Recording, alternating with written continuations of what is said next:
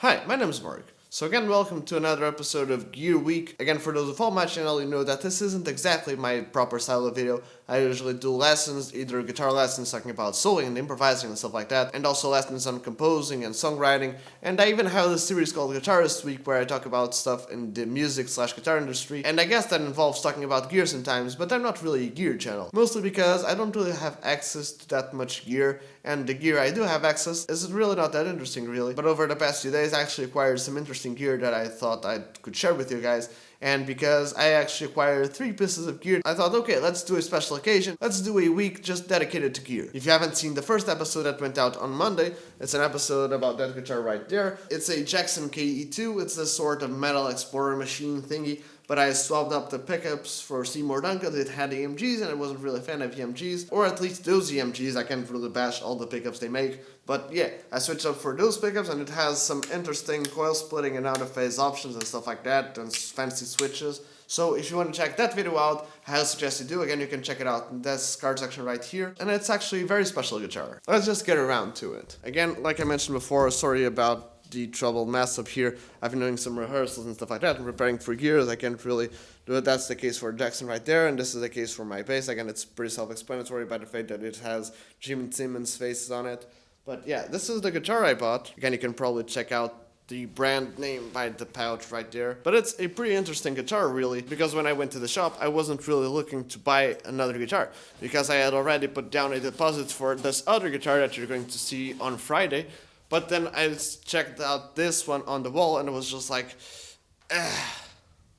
Let's just get a better shot of it. Okay, so as you can see, it's a Taylor acoustic guitar. It's a 210C, and it has a spruce top, solid spruce top, and it has, I think, rosewood back and sides, even though this piece of rosewood is a little bit light compared to some of the other ones I've seen. And this is a mahogany neck right here. It's a 3-piece neck. Again, you have this piece right here on the headstock. You can see where it glues in, and then it connects to another one right here. And the main reason I bought this guitar, again, you can see all the fingerprints on it. I haven't really gotten the time to properly clean it up, but the main reason I bought this guitar was that I don't really have a proper acoustic guitar. In fact, I don't really have an acoustic guitar. I have this old shitty classical, and this one isn't really new. It has a bunch of blemishes like these ones right here, this one right here, and this one right here, and a bunch of other ones on the back and sides. I'm not really sure if it has any of them on the neck. But because it was used, and because it's in, I wouldn't really say a very rough condition, but because it's definitely not a new guitar, I actually got a good deal on it, and I actually have a soft spot for Taylor. It's not like I don't like Martin guitars or anything.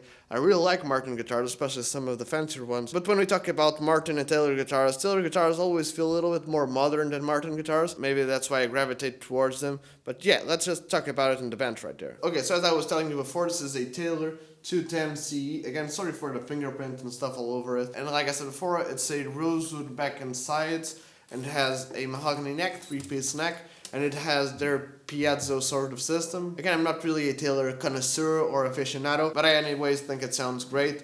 And it's sort of a dreadnoughty shape, but it has the cutaway, which I think is important for an all-round guitar. If you just want a proper acoustic sounding guitar for chords and stuff like that, maybe having this little extra part can be useful. But if you want an all-purpose acoustic guitar, for some reason you need to go,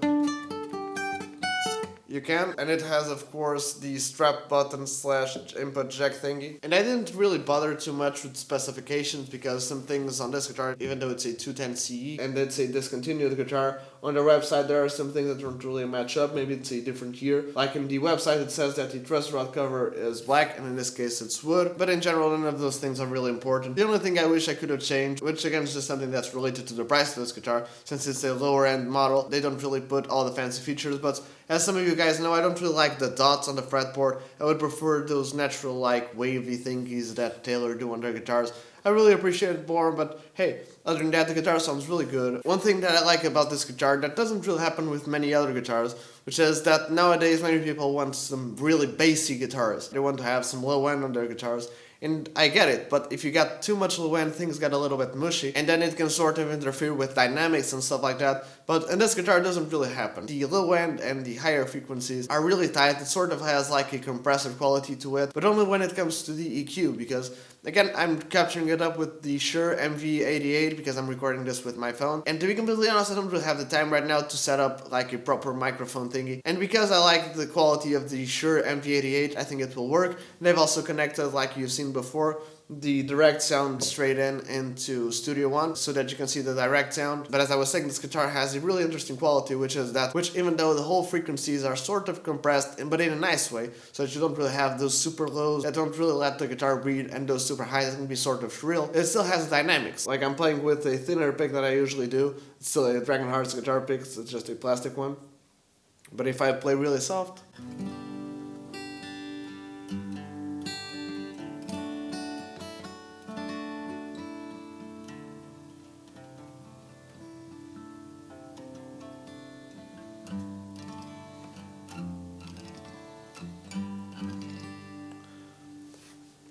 and I can still talk over the guitar, which is really cool. Again, it has that low register, but it also has the higher register. If I try to pick it up with some more volume with the picking stuff,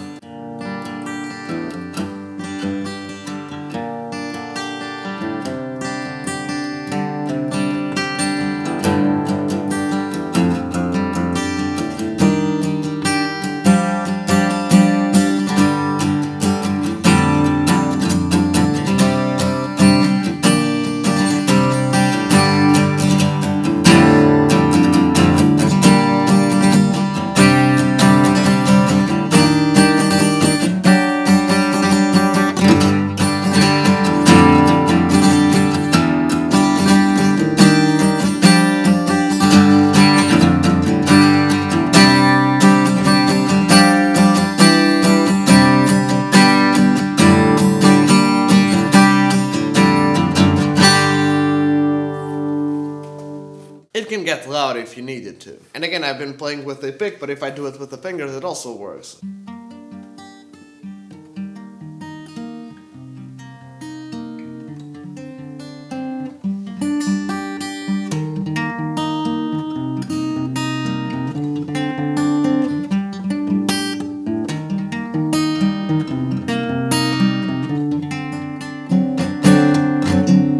Again, sorry for my rubbish playing, I haven't really gotten my hands properly warmed up yet. But like I mentioned before, this is a really good guitar, because if you have any experience with acoustic guitars, you know that sometimes some acoustic guitars don't really fit one genre.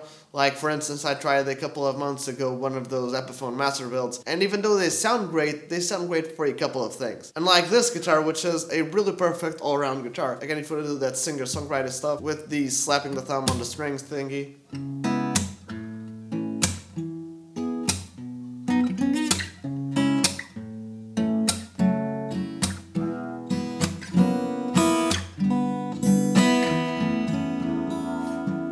And it also works really cool for those sort of jazzy tones, even though gypsy jazzy tones actually, even though it's not exactly an accurate sound to that sort of genre. It can work well, especially if you pick backwards a little bit.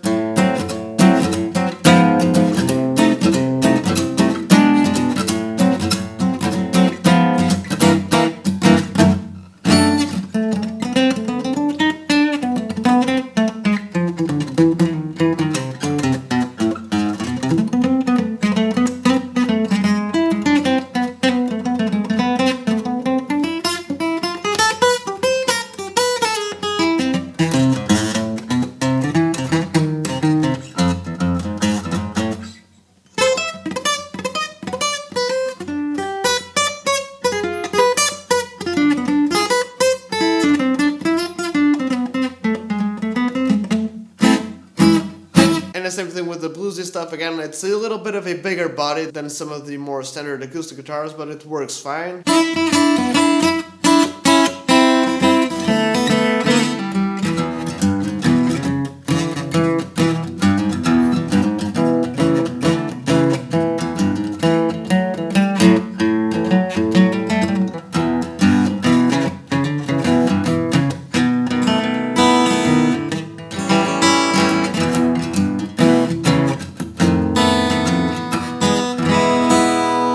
It even works for that. Again, I think it's a little bit too bassy for that and not shrill enough, but it works perfectly for me. And again, even though this isn't really a classical guitar, the body isn't built the same way, and it has steel strings instead of nylon strings. But even if I want to do some of those more classical thingies like...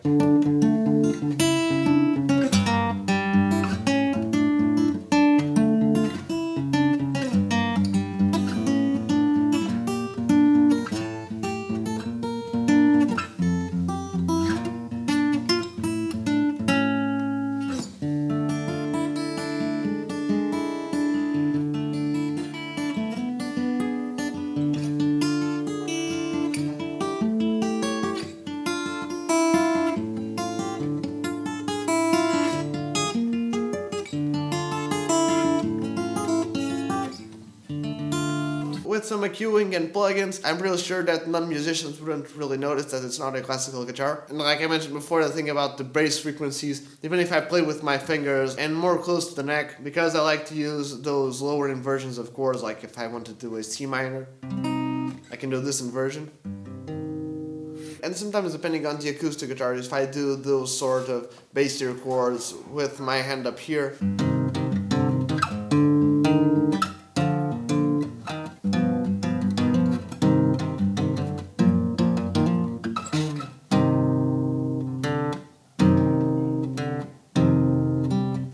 it really works well, again, without me having to go, oh, it's too much bass, maybe I should play around here, so that it doesn't really sound as mushy. It really works well. And the same thing with some of those more high shrilly things, like if I wanted to do some of those chords, like if I wanted to do some of those higher chords, like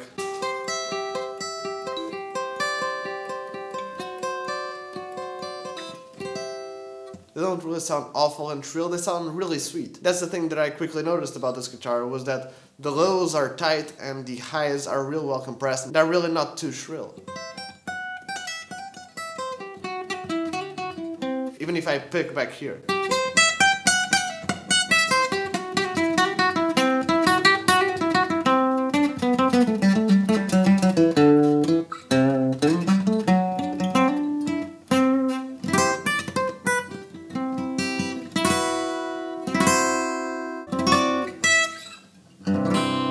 Again, this is me just trying to show you a little bit of how the guitar works, and now I'm going to show you the inbuilt piezo sound.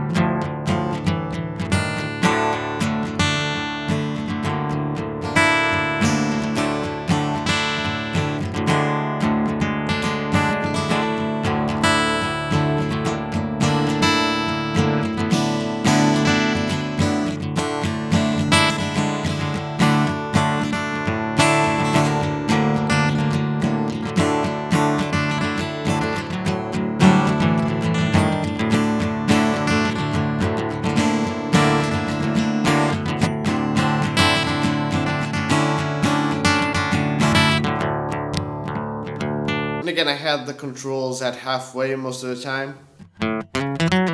In a way, this sort of thing is up to taste, really. But yeah, I'd really like to know what you guys think. Did you enjoy this guitar or not? I'm really digging it. Again, I'm usually a little bit picky with guitars that have been abused, like this one. Again, it's not like it has been super abused or something, but it definitely has a lot more dings than all my other guitars combined, really. But because it sounds great and I had a really good deal on it, I'm happy with it. It's probably not the first acoustic guitar that probably everybody gets, but it's an acoustic guitar that I'm really satisfied with. Yeah, give me your thoughts in the comment section below, and be ready, because on Friday we're going to have probably the most amazing episode of this Gear Week that you'll ever see. Probably the most interesting guitar I've ever gotten, really, and I can't really wait to get my hands on it and show it to you guys.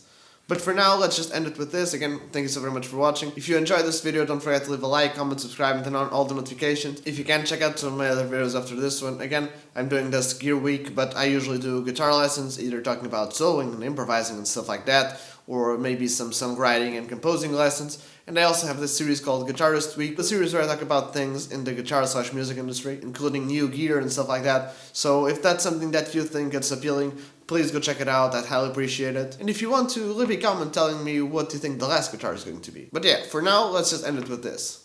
Cheers!